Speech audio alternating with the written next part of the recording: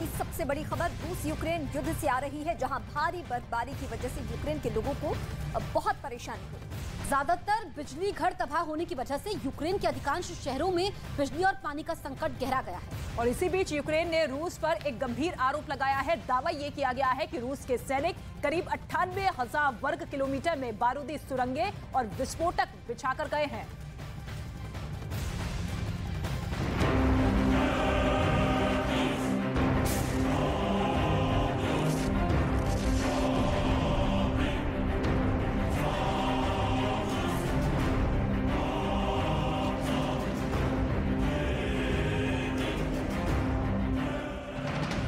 Ukraine में बर्फीले बारूद का कहर।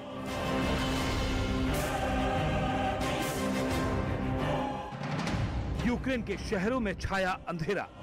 ये बहुत ही कम निवेश पर पैकर्स एंड मूवर्स बिजनेस शुरू करके महीने का 5 लाख कमाते हैं। इनसे सीखना है तो फ्रीडम ऐप को अभी डाउनलोड कीजिए। रूस का प्रहार, यूक्रेन में हाहाकार।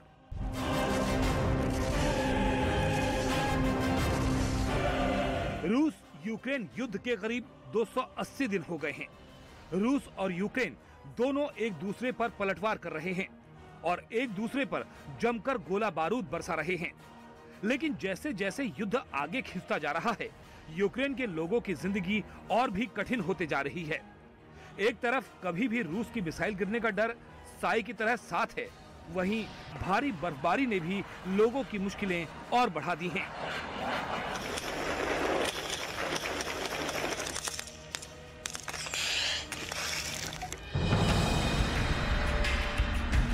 पहले इस तस्वीर को देखिए। चारों ओर बर्फ ही बर्फ नजर आ रही है और यूक्रेन के सैनिक मोर्चे पर जाते दिखे। यही बर्फबारी आज यूक्रेन के सैनिक और आम लोगों की जिंदगी में कहर बरपा रही है। यूक्रेन में भारी बर्फबारी के बीच लोगों को भारी बिजली संकट का सामना करना पड़ रहा है। देश भर में ब्लैकआउट की स्थिति बन गई है। रूस के हमलों से यूक्रेन में बिजली घर तबाह हो गए हैं। न्यूनतम तापमान 0 से 1 डिग्री सेल्सियस नीचे पहुंच गया है। ठंड से बचने के लिए लोग हीटर का इस्तेमाल ज्यादा कर रहे हैं, जिसकी वजह से बिजली की भारी खपत हो रही है। ज्यादातर बिजली घर तबाह होने से महज कुछ घंटे की बिजली सप्लाई हो पा रही है, जिसके बाद लोग जंग और ठंड दोनों से एक साथ जूझ रहे हैं।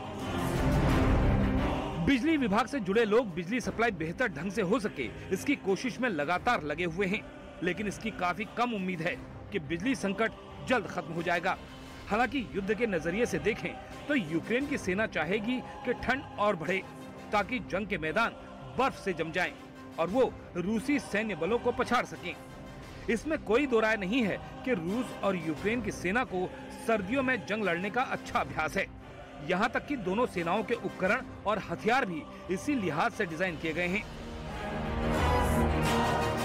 युद्ध की वजह से रूस को दुनिया के कई देशों की आलोचना का सामना करना पड़ रहा है। यूक्रेन को अमेरिका समेत कई देशों का साथ मिला और इन देशों में ब्रिटेन आगे है। हाल ही में ब्रिटेन के प्रधानमंत्री ऋषि सुनक कीव दौरे पर आए थे और राष्ट्रपति व्लादिमीर जेलेंस्की से मुलाकात की थी। एक बार फिर से ब्रिटेन के विदेश मंत्री जेम्स क्लेवर्ली ने कीव की यात्रा की और जंग की जमीनी समीक्षा की। इस दौरान उन्होंने पुतिन पर गंभीर आरोप लगाया। ब्रिटेन के विदेश मंत्री की माने तो उन्होंने इससे पहले ऐसी तबाही कभी नहीं देखी। बिजली और पानी की आपूर्ति पर हमला करके इस ठंड में यूक्रेन के लोगों को अस्थिर और भूखा रखने की कोशिश है। यहाँ तक कि ब्रिटेन के राजदूत के आवास पर भी बिजली और पानी नहीं था। हालांकि उन्होंने कहा कि इतना सब कुछ करने के बाद भी पुतिन अपने मंसूबे में कभी कामयाब नहीं होंगे। वहीं रूस के हमले के बाद यूक्रेन की परेशानियां काफी बढ़ गई हैं। देश में ध्वस्त बिजली सप्लाई की बहाली की कोशिश जारी है। यूक्रेन की राष्ट्रीय बिजली कंपनी की योजना है कि वो नेशनल ग्रिड को स्थिर करने के लिए योजनाबद्ध ब्लैकआउट करेगी, ताकि पहले से परेशान लोगों की मुश्किलें और नहीं बढ़ जाएं। वहीं दावा किया गया कि खेरसोन में रूस के सैनिक पीछे हटने के साथ ही युद्ध अपराधों के निशान छोड़ गए हैं। आशंका जताई गई है कि रूस की सेना करीब 98,000 वर्ग किलोमीटर में बारूदी सुरंगें और विस्फोटक बिछाकर गई है। काफी सुरक्षा के साथ इन बारूदी सुरंगों को हटाने का काम किया जा रहा है। पूरे यूक्रेन में किस कदर बारूद बिछाया गया है, इसका अंदाजा इस बात से लगाया जा सकता है कि 1 गज जमीन को साफ करने में 1 घंटे से ज्यादा समय लग रहा है और काम इसी तरह से चला तो इन माइंस और विस्फोटकों को हटाने में कई महीने लग जाएंगे। फिलहाल 463 वर्ग किलोमीटर में बारूदी सुरंगों और विस्फोटकों की सफाई हो चुकी है।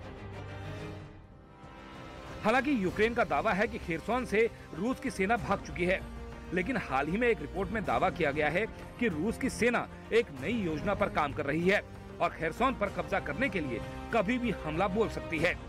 और अगर रिपोर्ट पर भरोसा करें तो आने वाले दिनों में खेरसोन में और ज्यादा तबाही मचेगी और इस बार पुतिन कई मोर्चों पर एक साथ हमला करेंगे, जिससे यूक्रेन को जवाबी कार्रवाई के लिए वक्त ही ना मिले। जब तक यूक्रेन की सेना जवाबी कार्रवाई करेगी, तब तक रूस उसे काफी बर्बाद कर चुका होगा।